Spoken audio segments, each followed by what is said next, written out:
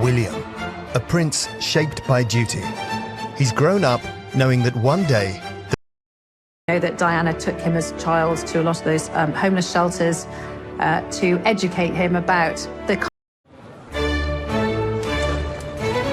William, a prince shaped by duty. He's grown up knowing that one day the fate of the monarchy will be resting on his shoulders.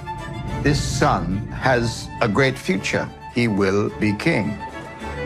With William's reign drawing ever closer, the royal family is battling its biggest crisis in a generation. Scandal has rocked the institution. Andrew has brought disrepute on the royal family through his relationship with Jeffrey Epstein. He was sending chummy little emails saying, "We'll play again." I mean, he's not talking about tiddlywinks, is he? What William can do is just freeze him out of family situations. And will King William heal the rifts that have torn the royal family apart? William was having to defend not just his father, but his wife of accusations of racism. William has this reputation of being quite stubborn and doesn't feel that he is in a position to forgive and forget right now. Will a future King William rise to the challenge and provide the boost that the monarchy needs?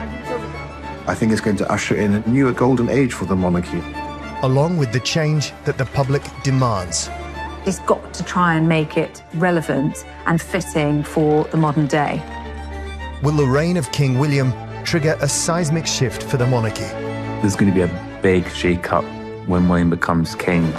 Just because it's the old way doesn't mean it's King William's way. What will happen when William becomes king?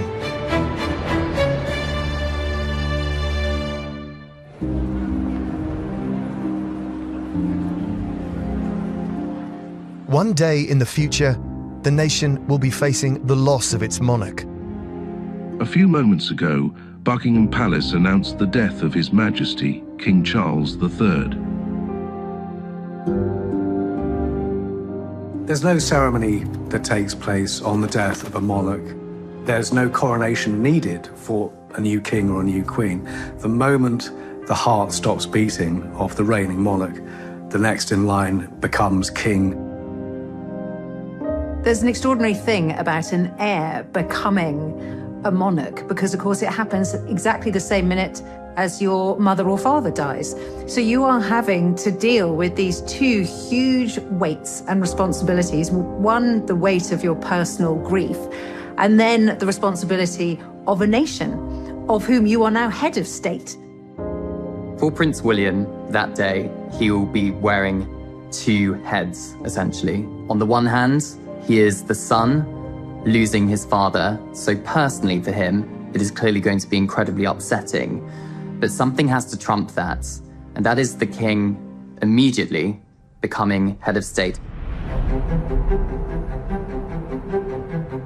When William becomes king, he will inherit a monarchy that's experienced one of its most turbulent periods for decades. The death of his grandmother, Queen Elizabeth II. He had huge respect and was extremely close to Queen Elizabeth II, much closer than anyone gives either of them credit for. Both his father, King Charles, and his wife Catherine facing serious illness. For Prince William, the devastation of those dual diagnoses and the reality of what might be to come for him was just unimaginable. Fallouts with his brother Harry following his departure from the royal family.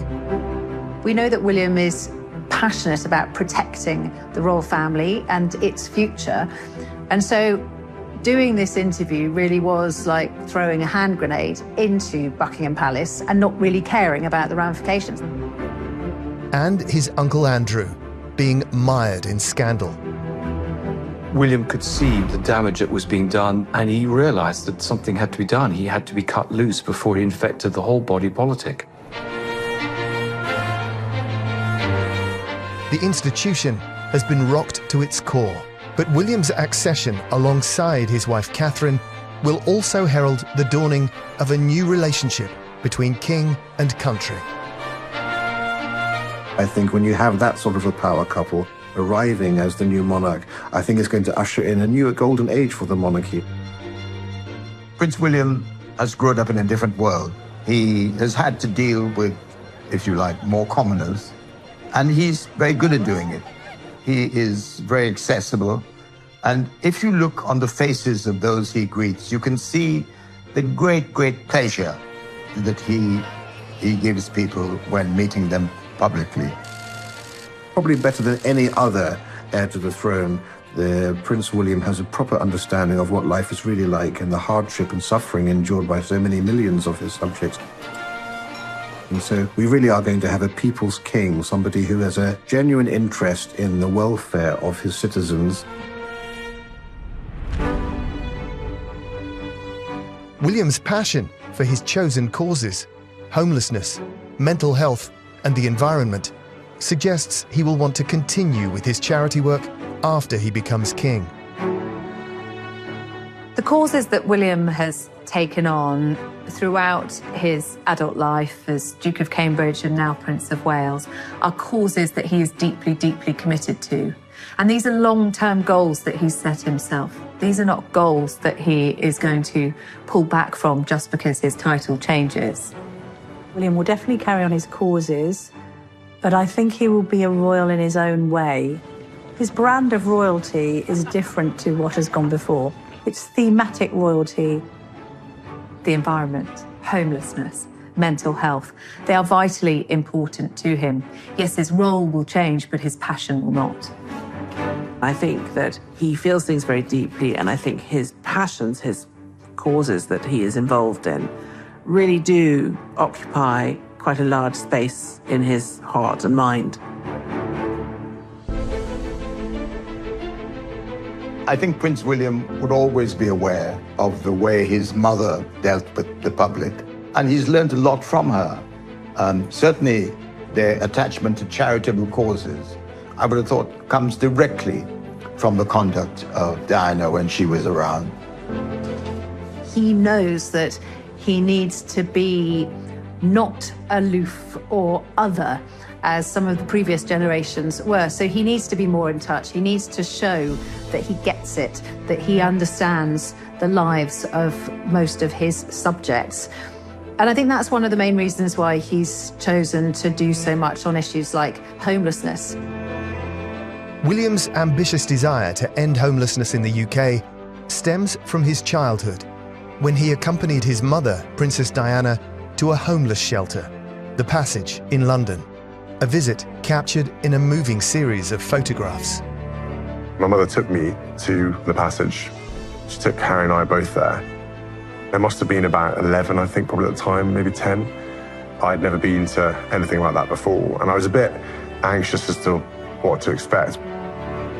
We know that Diana took him as a child to a lot of those homeless shelters to educate him about the kind of lives that the rest of the world has, or how other people have vulnerable lives. I remember having some good conversations, just playing chess and chatting. That's when it dawned on me that there are other people out there who don't have the same life as you do. He's a person who has empathy, and he feels sorry for people who are having a horrible time. And that's what you are if you're homeless, and that's what you are if you're mentally ill, and he'd like to help you with that.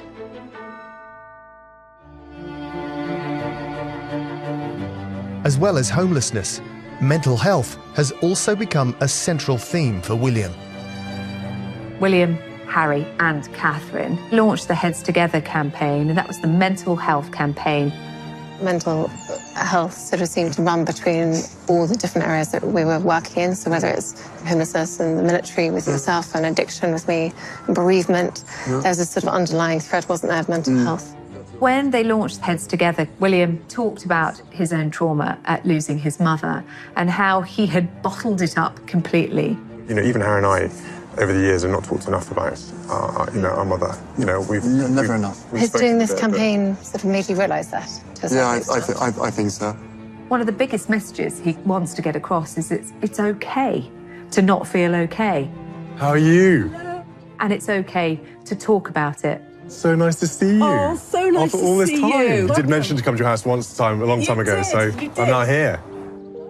William's work to raise awareness of mental health issues has brought him into direct contact with people who have been affected, such as Rhiann Mannings, whose husband Paul took his own life.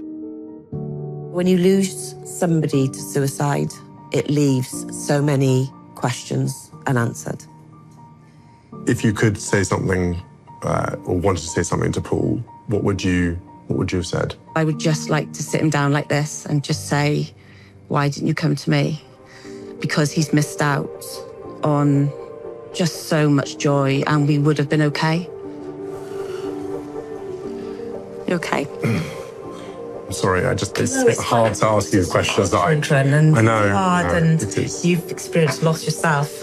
That is a huge, huge shift from the never complain, never explain, stiff upper lip mentality of the past. Very well. Very nice to see you. And you too. He knows how to empathise with people. We've seen him generally moved at some of the things that he's done. So, he's a human being, and I think that's what people like about him and Catherine, that they can relate to them.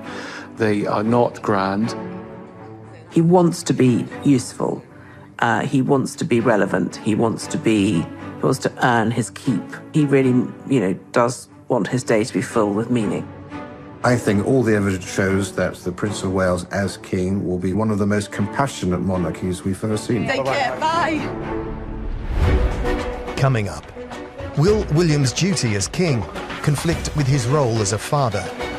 I think that is going to be difficult to balance the demands of being a king and having a young family. And can he modernise the monarchy and make it fit for purpose in the 21st century? I genuinely think he wants quite a stripped-down monarchy. He doesn't want a big, fat, swollen, expensive show.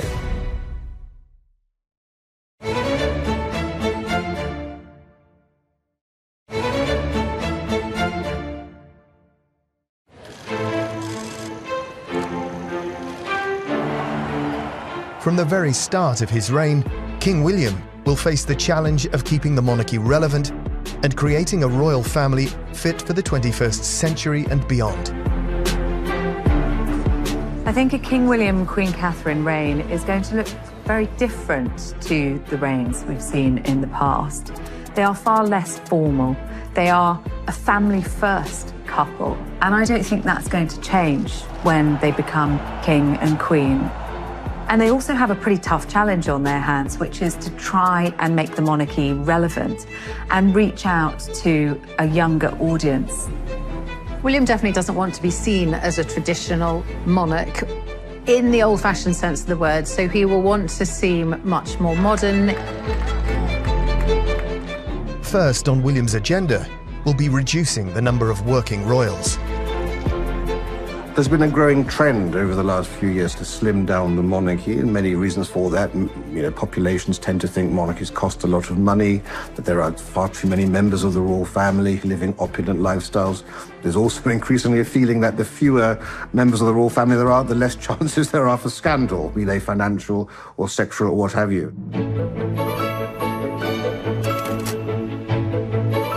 Team Windsor in the mid-80s was a completely different sort of operation. I mean, there was a very substantial, by today's standards, nearly 20 of them, who the Queen could call on, full-time royals doing royal engagements in the court circular.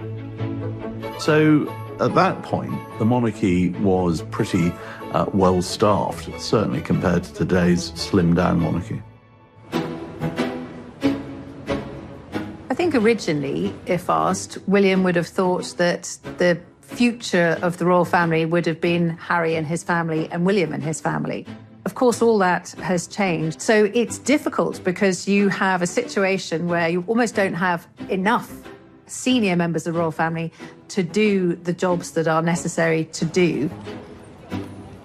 I think he will be reforming. I think he will want to make his mark. And I genuinely think he wants quite a stripped-down monarchy. I think he just really doesn't want a big, fat, swollen, expensive show. The important thing, I think, for him is that he reshapes the monarchy so that it can survive and thrive for a long time. I think there's a very good chance that it will be further slimmed down just to the direct line of succession.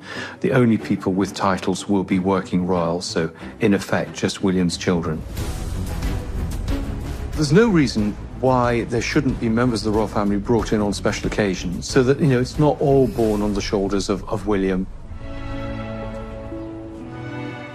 Prince William hosted a garden party and he rallied around his cousins. So he got the Duke and Duchess of Edinburgh, his aunt and uncle, but also his cousins. So he had Zara Tyndall.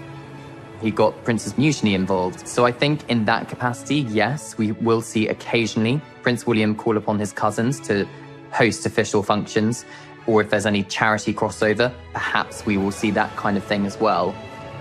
It's going to be quite a trim royal unit by the time we see the reign of King William, I think. But monarchy always adapts. It has to adapt.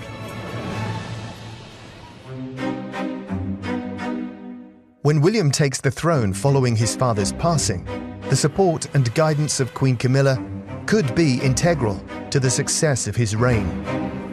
I sort of feel that with the whole of the royal family, Queen Camilla, once public enemy number one, is quite cherished now by her royal near and dearest. William and Camilla seem to be really a lot closer now than they were in previous years. I think that if I were William and my father had gone, I think I would want her around because she's a very wise head. She really is a good egg.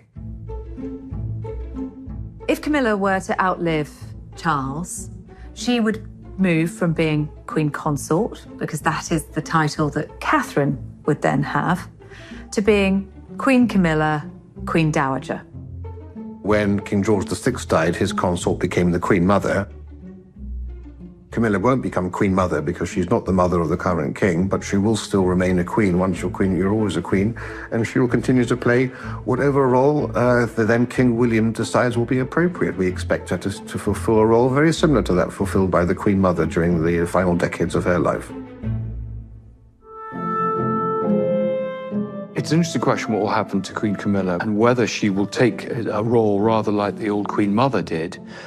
Is interesting. I mean, she's a woman in her 70s now. I think she may want to just retire. But I suspect she will be there for big occasions if required. She will be there to be supportive. Camilla could end up in a kind of matriarchal, sort of wise head woman sort of a role, and I think she'd do that very effectively, and I'm sure she will carry on doing her royal duties as much as she can. But I think she'll just make herself useful in whatever way, she feels is appropriate, and whatever the king wants her to do, she'll do. Scaling back on the number of working royals is not the only way William will want to modernise the monarchy when he takes the throne. I think there's going to be a big shake-up when William becomes king. He made a very interesting comment where he said that the future of the monarchy will be royal with a small r. That could be in different areas. It could be reducing the amount of royal properties. It could be reducing the amount that's spent on the monarchy. He will want to seem less stuffy and less formal, more approachable. On the other hand, he is quite a traditionalist, so he's not going to be throwing away all the traditions and all the sort of glitter and tiaras and gold and diamonds. What I think we're going to see less of is opening garden centres, opening leisure centres, that kind of thing. That does go against what the late Queen always said, Queen Elizabeth II, which was the monarchy has to be seen to be believed. Pomp and pageantry is vitally important to what makes our royal family special and unique. He can't throw all of that out, but he's got to try and make it relevant and fitting for the modern day. There's talk of a more scaled-down approach when it comes to, for instance, the coronation. I think there'll be less bells and whistles. I think it will be very much them being parents as well as royals. I think they prioritise immediate family over the family firm. And people understand that because they want to see them being working parents as well as working royals.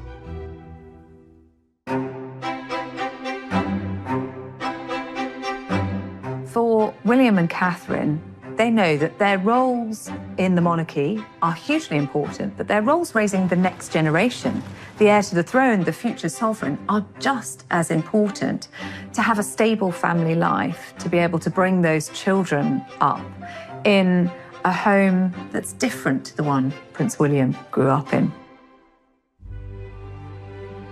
Having experienced uncertainty in his childhood, William will be determined that the well-being of his children is just as important as his duties as king.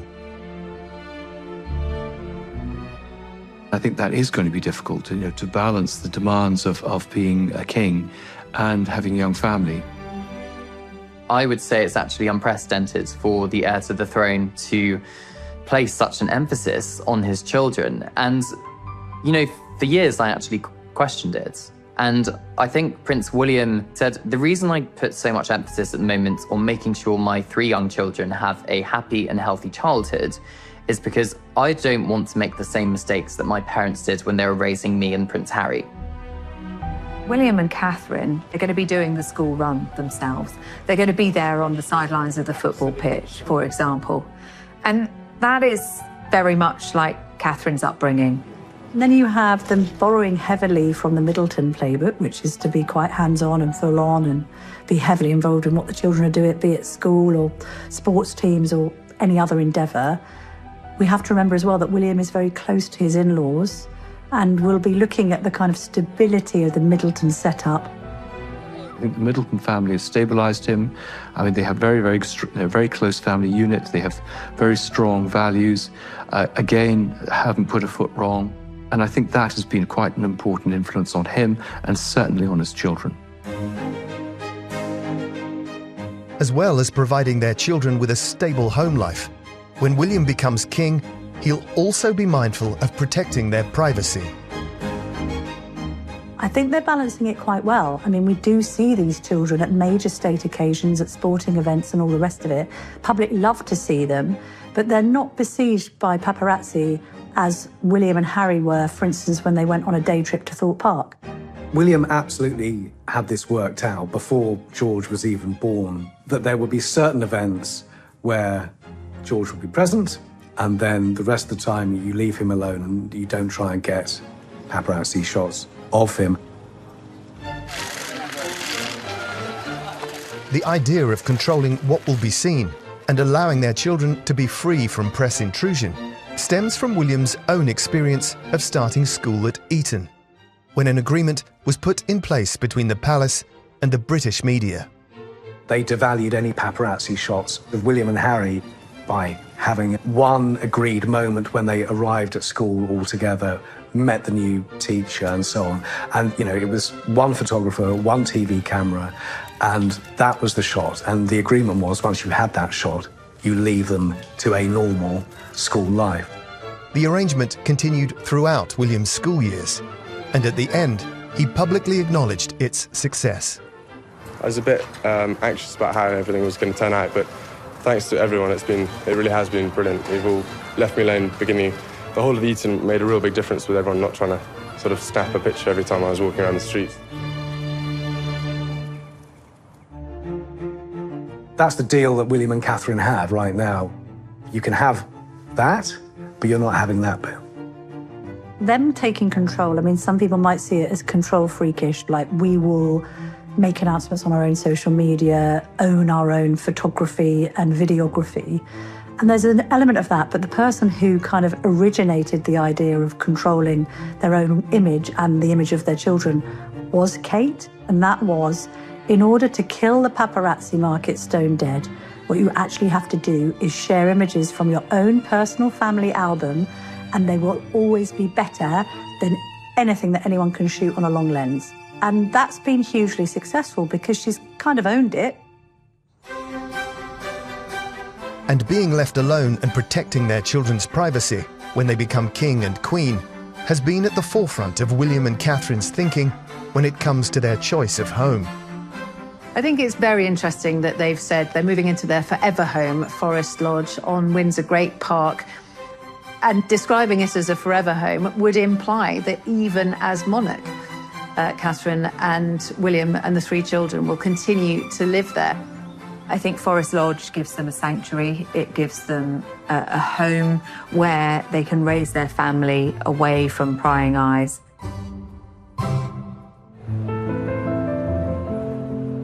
As their children grow up, and with George's destiny as a future king determined, William and Catherine will be aware of the sensitivity needed in dealing with their so-called spares, Charlotte and Louis. I think they will try to raise them as equals. Obviously, George has a different destiny to Charlotte and Louis, but they will play huge roles in supporting him. We already see it out and about now when they're on public engagements. Charlotte is very aware of the role that she plays, and you can see her keeping both her brothers, big and little, in place. She will be a huge support to a future King George. And likewise for Louis. I think that William and Catherine will be acutely aware of not repeating the mistakes of the past and making sure that these siblings do have a role. Could we move away from that model of if you're a working royal, you can't work, and develop something a little bit more sophisticated and in tune with 21st century life? If Prince William really focuses on his children now and they have a really good start in life, the chances of them having issues further down the line are far less.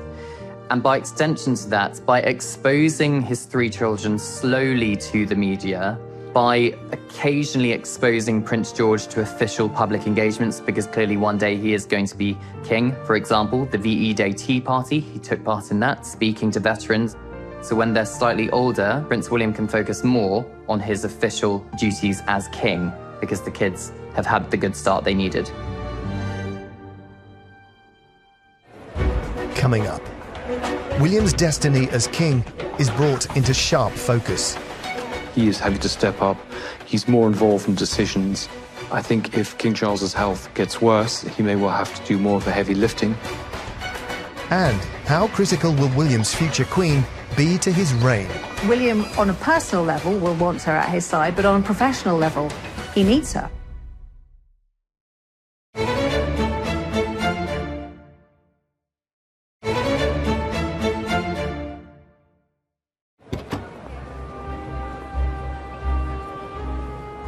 As his reign approaches, William's future role as king has been thrown into turmoil by 2 devastating family illnesses.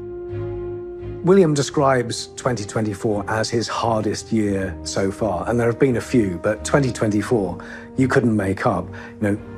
2 senior members of the royal family, the King and Catherine, in the same hospital at the same time in January. To face his wife's very serious ill health, her cancer diagnosis, and that of his own father, was extremely difficult. In January, I underwent major abdominal surgery in London, and at the time, it was thought that my condition was non-cancerous. The surgery was successful. However, tests after the operation found cancer had been present. It's a terribly worrying time. I mean, worst case scenario, William's really on his own. William has had a long time to think about his destiny, and obviously over the course of the last year and a half, that future has been brought into sharp focus by his father's cancer diagnosis. William is having to step up. He's more involved in decisions. I think if King Charles's health gets worse, he may well have to do more of the heavy lifting. And that's a terrific responsibility for someone who's got a young family, who's got a sick wife.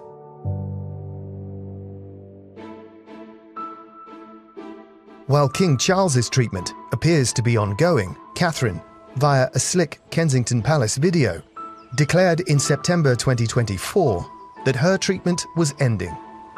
Max, you lead the way. As the summer comes to an end, I cannot tell you what a relief it is to have finally completed my chemotherapy treatment. Following his wife's illness, William's role as future king has had to take second place to that of supportive husband. I think in response to the cancer diagnosis, he became extremely protective. When Catherine was undergoing cancer treatment, William stepped back with the blessing of his father, and he made it very clear that his absolute priority was the well-being of his wife, but also their 3 children, for whom this was a huge ordeal as well. And I think that tells us a lot about how they operate as a couple. They are very much a team. Yes, he will be king, but she will be vitally important to that role, as he is to her and to the family. I think he's been knocked sideways by his beloved wife being diagnosed with cancer, but then what husband wouldn't be? And that coming on the back of 3 dreadful years with the fallout from Megxit and COVID and losing Granny, losing Grandpa. I mean, what an awful time he's had. But I think he's kind of cut from the royal cloth of keep calm and carry on.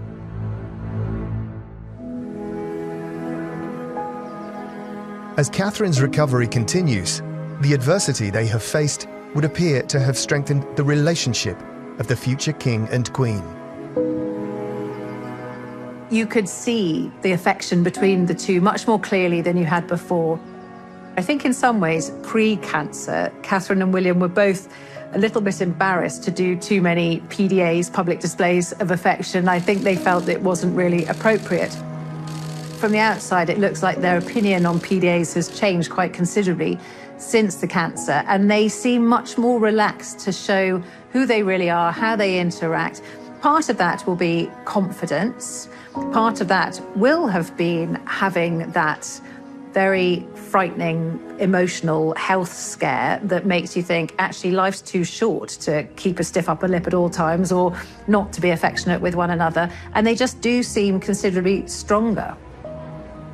I did think it was interesting, this couple who never displayed any affection publicly. And then they come out with that video of her basically saying, look, I'm not quite in remission, but this is what having cancer has taught me.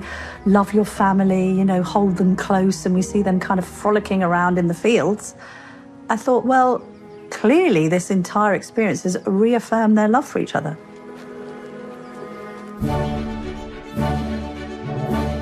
Having overcome such personal challenges together, William will rely on Catherine's support as he approaches the throne, with her role as future queen pivotal to the success of his reign. I think when we see William and Catherine as king and queen, it will be much more of a partnership than we've seen before. They are exactly the same age. They have the same level of experience as adults of being working royals. Yes, William was born into the role and Catherine came into it in her early 20s, but William clearly respects her opinions and what she contributes to the royal family. Both William and Catherine are really good people. You watch them light up a room. Their interests and their interactions with people are, very genuine. And together, when Catherine's there, William visibly relaxes because they are a team. It's very lonely at the top, and you've got to have someone who's a sort of a soulmate to share a lot of this stuff with. The late Queen Elizabeth II often said that she simply couldn't have done it without Prince Philip. William first met his future wife during his 4 years at St Andrews University. They ended up living together in the second year with other friends, and that's when the sort of love affair, the sort of spark happened. There's the famous fashion show where she's in what's mostly a see-through dress, and William's supposed to have said to her friend, "Wow, Kate's hot," as if it had only just occurred to him. But it was in the second year that they became an item. So Kate was already dating William when I joined. It was still young love, if I can say that. So it wasn't anything too serious at that point. She was so beautiful. But the other thing that was nice was she was very friendly. She was very easy to talk to. It was Catherine's attendance at his passing out parade from Sandhurst Military Academy that first brought her to the attention of the world's media. Catherine starts off being this girl from Bucklebury who ends up appearing at a passing out parade at Sandhurst. I mean, I remember covering that and seeing her in her red coat. Who's this girlfriend?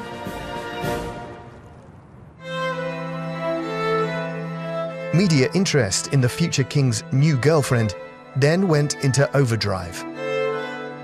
After pictures had been revealed of Catherine, no longer was she able to enjoy the privacy she had once enjoyed. She became a global figure. Public interest was very great, and all the eyes were, of course, on her. She has this apprenticeship for a decade.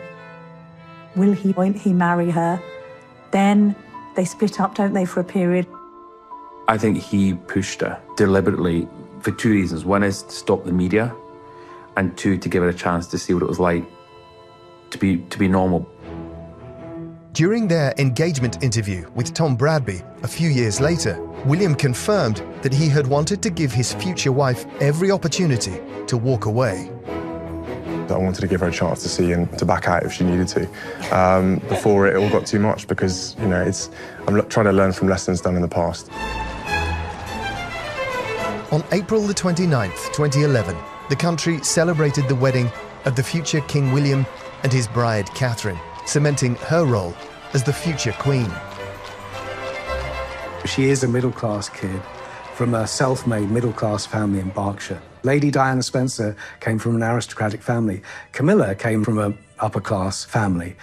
Catherine Middleton is a real transformative moment for the British monarchy, and she will have such a huge influence on the royal family when she is queen. Catherine already looks like a queen in waiting. She's had a long apprenticeship, and she has quietly been learning and growing into that role that lies ahead for her.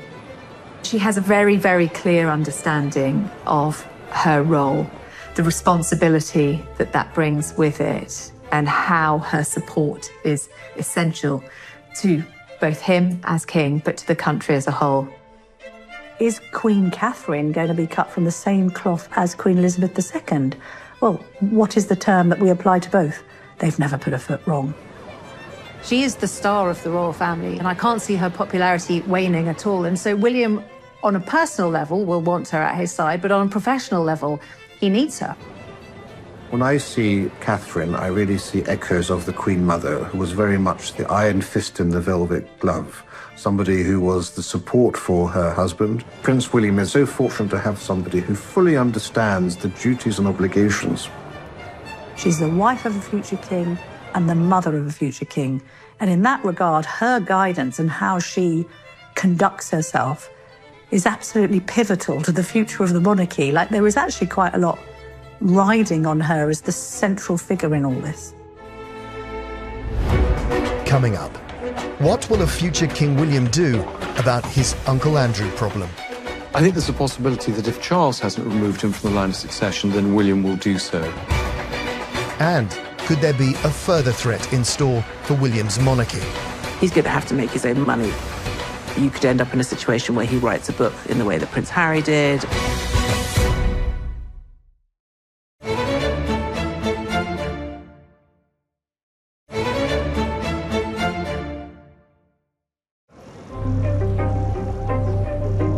When William becomes king, he will have some difficult decisions to make about how to deal with his disgraced Uncle Andrew.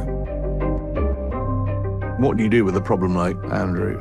It's a question that a future King William, it's one that he'll have to address. William, I think, doesn't like Andrew on a personal level.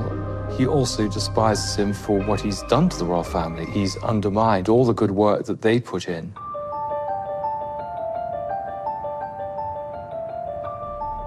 Andrew's public downfall began in 2019 with a disastrous Newsnight interview in which he was questioned over his relationship with the convicted sex offender Jeffrey Epstein, his friendship with Epstein's girlfriend Ghislaine Maxwell, and claims that he had slept with a young woman who had been trafficked by them.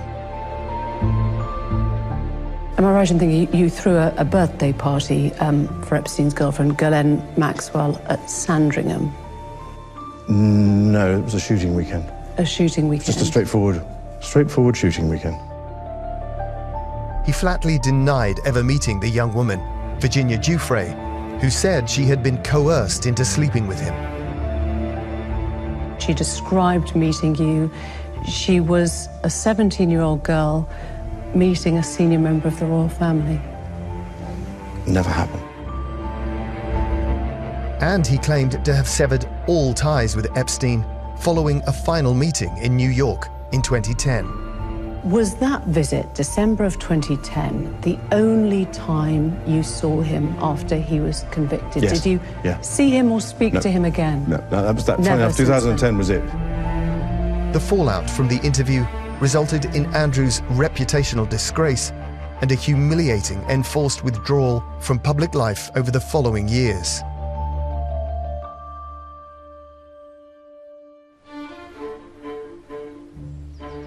But it was a Channel 5 exclusive, exposing a damning email conversation between Andrew and Epstein, suggesting that he'd lied during his Newsnight interview, which has led to Andrew's ultimate downfall.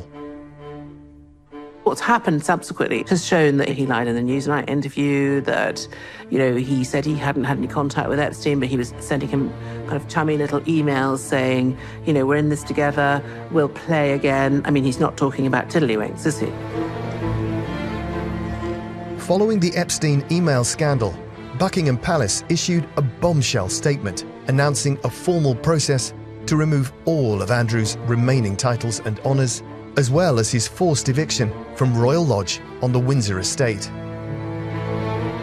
Press pressure, public pressure, I think forced the king to really take decisive action. He stripped Andrew of all his titles. He's relegated him to a house on the Sandringham estate out of Royal Lodge. I think King Charles has done this both to protect William, his son, who's going to inherit the crown, but also to protect the monarchy. I don't think he wanted to allow anything to tarnish William's reign. I think he wanted to tie up all of those loose ends and not have Andrew as a hangover for the future King William. It's worth stressing he hasn't been found guilty of any crime. He's been found guilty of an enormous error of judgment from which he cannot recover. I think for Prince William, Andrew has brought disrepute on the royal family, has damaged the reputation of the monarchy through his relationship with Jeffrey Epstein. I think he'd prefer for him to stay out of the limelight when it comes to the private family events too. For Prince William, Andrew is a threat to the institution, and every effort is being made and will be made, I think, to ensure that that chasm remains as wide as it is. If you saw the images after the funeral for the Duchess of Kent, you did not have to be a body language expert to work out that William really didn't want to be standing next to Andrew, who was trying to engage him unsuccessfully in conversation at that point. William made it very clear he was having absolutely none of it. He wanted nothing to do with him. I've been told that William was instrumental in the decision. I mean, also with Catherine, his wife. There's no love lost between them and Andrew. They can see the reputational damage to the monarchy.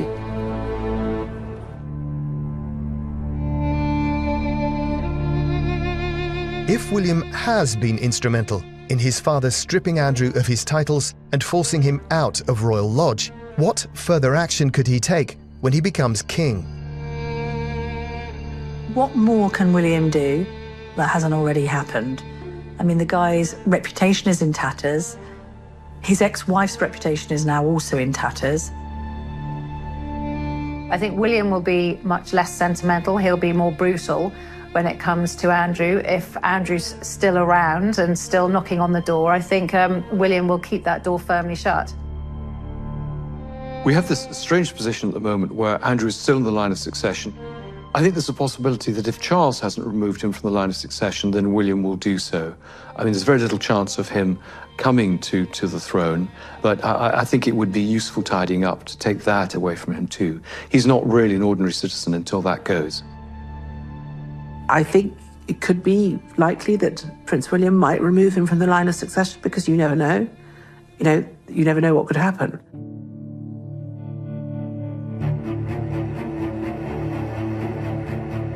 One difficulty for William in any further action he may take against his uncle is his apparent closeness to Andrew's daughters, Beatrice and Eugenie. I understand that William has a reasonably good relationship with Beatrice and Eugenie. So I think, the feeling of the royal family is they don't want to penalise the daughters for the sins of their parents. But I think there will be a bit of caution about embracing them too warmly. The question is, what will happen to the princesses, Eugenie and Beatrice? As I understand it, William has said that their titles are not in question, but they're not working royals. Ultimately, they are family members who are innocent parties in all of this, and I think that is a complicating factor for any decisions that they might take. He's close to his cousins, but that doesn't mean he has to have Andrew and Sarah Ferguson at other events.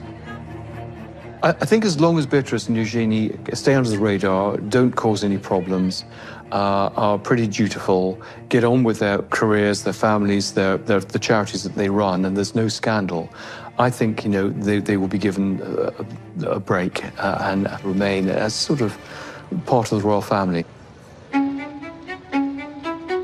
The deal to remove Andrew from Royal Lodge involves King Charles providing a house for him on the Sandringham estate in Norfolk. So the great advantage of Sandringham, it is owned privately by the royal family. There's no question of taxpayers' money being used. But when William becomes king, will he be happy to continue his father's arrangement? I think if Andrew behaves himself, then I think they'll leave it as it is. I don't know if when Charles is gone, Prince William or King William, as he will then be, will carry on basically bankrolling bad Uncle Andrew. I imagine he will, because what's the alternative? What are they going to do with him otherwise? I mean, if he goes off and lives somewhere like Switzerland or Dubai or somewhere like that has been suggested a few times, he's going to have to make his own money. So you could end up in a situation where he writes a book in the way that Prince Harry did.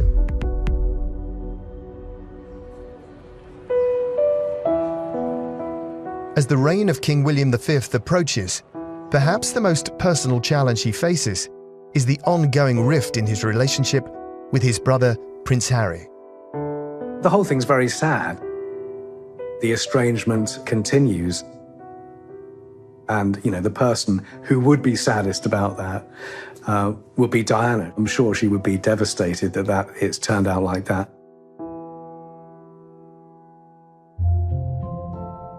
Growing up, Prince William's relationship with his younger brother Harry was a close one. The relationship between him and Harry was exactly how you'd imagine a relationship between an older brother and a younger brother.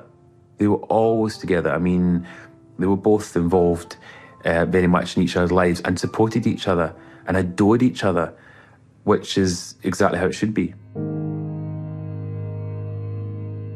Their closeness was formed out of the shared pain of their parents' separation and the untimely death of their mother. Anyone who's old enough can remember watching Diana's funeral. It was a huge moment of national grief, with millions and millions of people watching the two little boys walking behind the coffin. And of course it was incredibly poignant.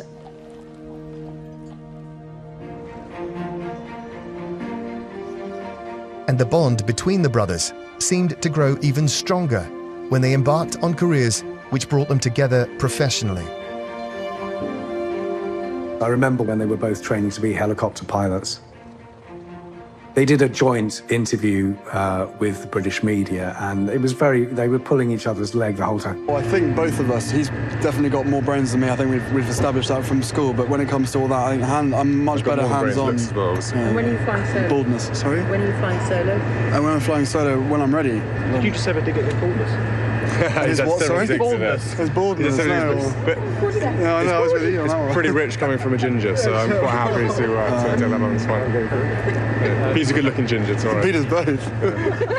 In the end, it was less of an interview and more them just, having a go at ginger hair or balding or whatever, that sort of thing.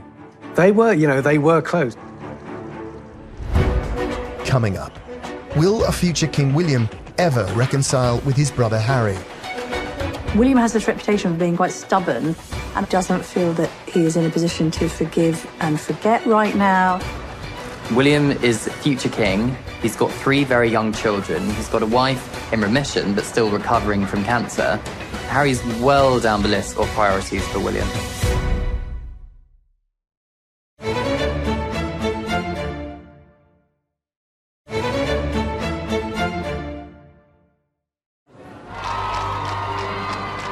When Prince Harry married Meghan Markle in a fairy tale wedding in 2018, William was at his side as best man. But behind the scenes, cracks in the brothers' relationship were already beginning to show. It's often been portrayed that the fallout between the Cambridges, as they were then, and the Sussexes was all about the wives. Actually, we now know that there were pretty difficult relations going on between William and Harry themselves. In January 2020, after the Duke and Duchess announced via their Instagram account that they intended to step back from royal duties, Harry was summoned by the Queen to the so-called Sandringham Summit, along with Prince Charles and Prince William. Prince Harry's accounts make it very clear that this was a plan he thinks was foisted on them. They wanted a deal where they could be part in, part out, and that wasn't to be. You can't have part-time royalty because you can get compromised. During those times when you're not royal, you're doing your non-royal things. Following the Sandringham Summit, the Duke and Duchess left the UK to begin a new life in the United States of America. A year later, Meghan and Harry agreed to an interview with the American TV star Oprah Winfrey. The Oprah interview, we know, was devastating on William, not just because of what was said about him or what was said about his wife, Catherine, but the whole element of betrayal, that his brother would put the royal family in the firing line. So we had in tandem the conversation of he won't be given security, he's not going to be given a title. And also concerns and conversations about how dark his skin might be when he's born. What? It was a jaw on the floor moment for all of us watching because of the allegations that were made that there were members of the royal family who were racist and had asked questions about what Archie's skin colour would be like. At a personal level, you had extraordinary sort of indiscretions, if you like, about private conversations that would have been very hurtful. And at an institutional level, you had accusations of basically the worst kind, that somehow the monarchy was a racist institution. For them to have created that narrative and accused them of racism is just, I think it's just a terrible betrayal, really. Within a few days of the interview, on a visit to an East London school, William and Catherine were confronted by journalists.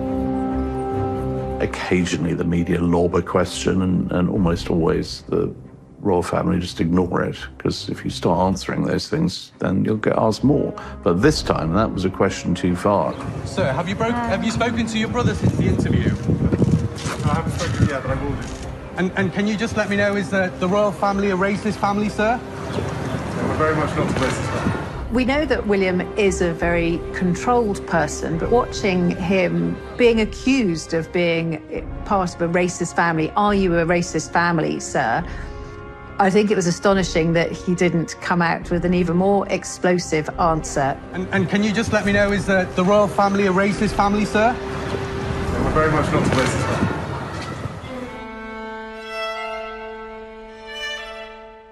Almost 2 years later, Harry's autobiography was released. Spare laid out in excruciating detail grievances and personal information about several members of the royal household. You've literally got Harry spilling the beans on intimate details of what's happened between these two couples and Kate being questioned, is she cold? She doesn't want to share a lipstick at a press event. Meg asked to borrow Kate's lip gloss, an American thing. Meg forgot hers, worried she needed some, and turned to Kate for help. Kate, taken aback, went into her handbag and reluctantly pulled out a small tube. Meg squeezed some onto her finger and applied it to her lips. Kate grimaced. Small clash of styles, maybe. Something we should have been able to laugh about soon after, but it left a little mark. I think perhaps the most notable is William pushing Prince Harry into a dog bowl inside Kensington Palace when they had a bit of a scuffle. He grabbed me by the collar, ripping my necklace, and he knocked me to the floor. I landed on the dog's bowl, which cracked under my back, the pieces cutting into me. I lay there for a moment, dazed, then got to my feet and told him to get out. Where it really kind of wounded Prince William in particular was just the simple fact that he was happy to throw out so many private confidences because it suited Harry's sort of agenda at the time, I think was incredibly upsetting. 10 months after the publication of Spare, Prince Harry's memoir, came another bombshell book, Endgame by Omid Scobie. His second book was the moment in which the names of the alleged royal racists were revealed. It was the King and Catherine who had questioned the colour of Archie's skin. It probably was the straw that broke the camel's back, because now it was out in the public, and William was having to defend not just his father, but his wife of accusations of racism. I think William is clearly very upset by the way that Harry and Meghan have behaved, and of course the reputational damage he's done through his book and interviews. I think it's going to be an impossible relationship to solve.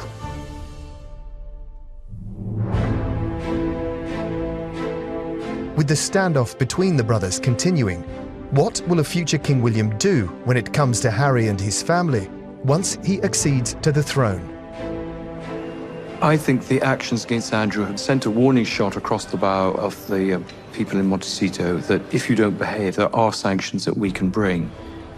Many people wonder, okay, what's going to happen to the fraternal relationship when William is king? I think that depends on two things. One is, when does that happen? And the second one is, what is the state of, the Sussexes' relationship with the monarchy at the time? There's a feeling of betrayal from Prince William towards his brother and the damage that has been done, not just to him personally, but to the institution of monarchy as well. Having said that, do I think that Prince William wants to strip them of their titles? No. I think that he's not a vindictive man. They are brothers, and it may be that at some point they do need to have a reconciliation, again, for the sort of greater good of the monarchy. But I think the problem he has with his brother is he doesn't trust him. And you can't blame him for not trusting him. It probably would be beneficial to be forgiving rather than bear a grudge. But William has this reputation of being quite stubborn and doesn't feel that he is in a position to forgive and forget right now. I don't think Harry is a priority for William. William is future king. He's got 3 very young children. He's got a wife in remission but still recovering from cancer. Harry's well down the list of priorities for William. We're a long way off any kind of reconciliation with his brother yet. But the grenades are no longer being thrown in the way in which they were across the Atlantic. And I think the feeling from Prince William is one of sad acceptance. I think it's highly likely that Prince William as king will simply let sleeping dogs lie so long as nothing further comes down the line to cause extreme irritation, aggravation, or embarrassment to the institution. Maybe if in the next few years Harry doesn't say anything else that's damaging to the royal family, to Charles, to William, and to Catherine, maybe William will start to trust him again. But I think at the moment he doesn't, and thinks it's safer, both for his own family, close family, wider family, and the royal family's stance in the world, just to not to have Harry in his life. Coming up, Could the coronation of King William lead to a surge of support for the monarchy around the world? It'll be very interesting to see if there's any big mood change around the world when we see Prince William and Catherine take the throne as king and queen. And what sort of king will William be? If we're looking for dramatic revolutionary changes, we can stop now. It's not going to be like that.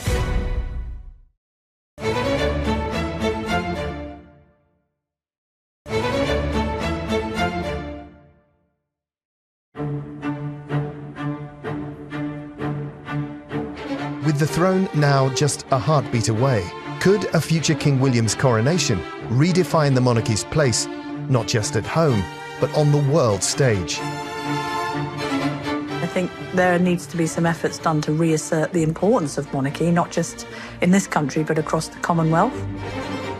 One of the first questions that will be asked at the start of the reign of King William is, what's happening with the Commonwealth? Being head of the Commonwealth is being symbolic head of this extraordinary international association of 56 countries spanning nearly a third of the world's population. It's a title that his father and his grandmother and his great-grandfather had, but it's not hereditary. It has to be sort of earned. And he does care about the Commonwealth. There's still an enormous respect for the monarchy. You can see what the royal attraction still is to people all over the world. Some of these countries want to be, if you like, Republican. They no longer want to have as their head King Charles or King William, as he would be. And I think he'd recognize that. It's entirely possible that if a new reforming monarch comes to the throne, that some of the Commonwealth realms may be willing to stay as part of the monarchy. So it'll be very interesting to see if there's any big mood change around the world when we see Prince William and Catherine take the throne as king and queen. That could lead to a huge surge in support for the institution of the monarchy around the world. As King Farouk of Egypt once said, eventually there'll only be 5 kings left in the world: the king of aces, diamonds, clubs, spades, and the king of England. Alongside the need to secure the monarchy's future globally is the questioning of a future King William's undeclared faith and, as Supreme Governor of the Church of England, his place within it. He's not as theologically probing as either his father or his grandmother, but nonetheless it's one of the things that comes with being monarch. I would not expect his Christmas broadcasts to be a sort of reflection on a passage of the Bible. I imagine there'd be a lot more workmanlike.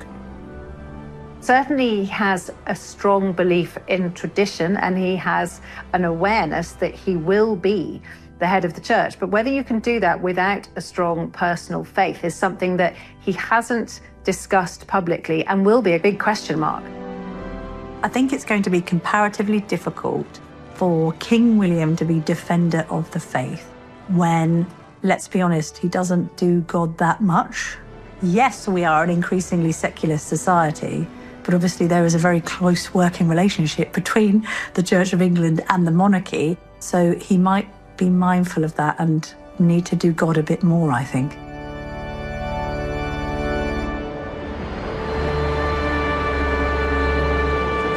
When the time comes for William to be crowned, he will have spent his whole life preparing for the moment. So how will a future King William fulfill his destiny?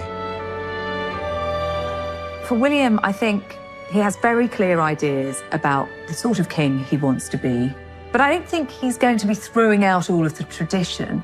He respects that tradition. I think we will see an evolution rather than a revolution.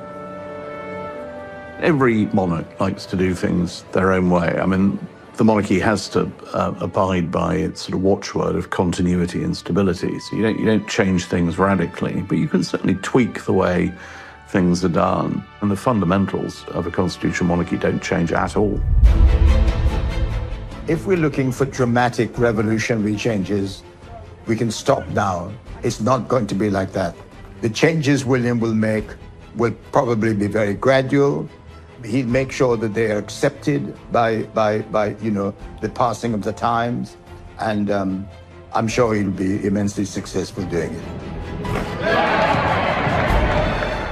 I think when we come to compare him to his father and his grandmother, he'll be much more like his grandmother. He'll want to emulate her discretion and her steeliness, rather than his father's wearing his heart on his sleeve.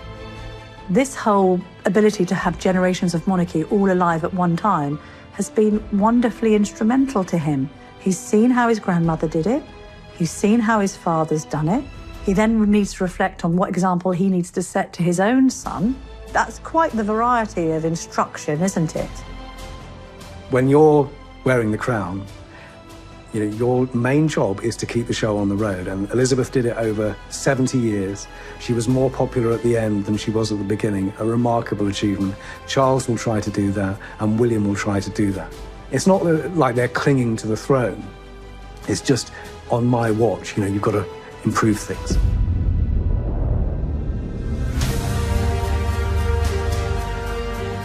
I think as a king, there'll be elements of him that will remind us of the late Queen Elizabeth II, of Prince Philip, and of both his father and late mother.